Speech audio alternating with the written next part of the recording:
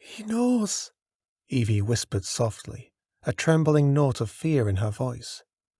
Alistair looked at Evie, then the door, and then back at the woman beside him. My father knows what we've done. I'm screwed, and you're dead. Her hand went to her forehead. What have I done?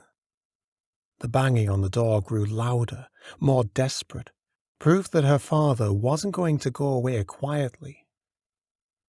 Alistair Godstone's first instinct was to pull Evelyn into his arms and hold her until her fear subsided, but that wouldn't solve the problem. It wouldn't change their predicament. They had been caught in the aftermath of the unthinkable. He, a lowly butler, had taken his employer's daughter to bed, and as the butler of Smythe Manor, Alistair's employer was no ordinary man. Lord Smythe was a baron, one of the most important men in England. Now that the baron had discovered that the gossip about his daughter having an affair with the butler was actually true, Alistair knew he was done for. He would be sacked, which meant he would lose out on finally getting his father's pension. That had been the only reason he took this job, and he had failed. Failed not only his father, but Evie as well. Alistair had sworn to protect her, yet his uncontrollable desire for her had sent them both down this road to ruin.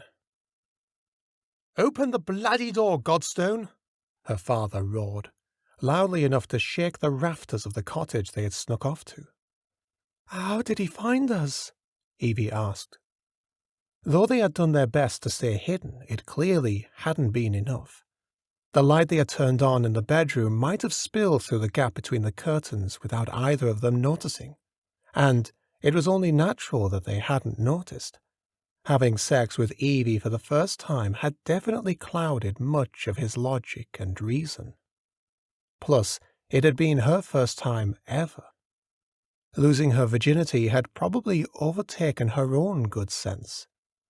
Now here they were, caught by her father. It might have all seemed like the sort of problem a university student got into. But in their case, the stakes were extremely high.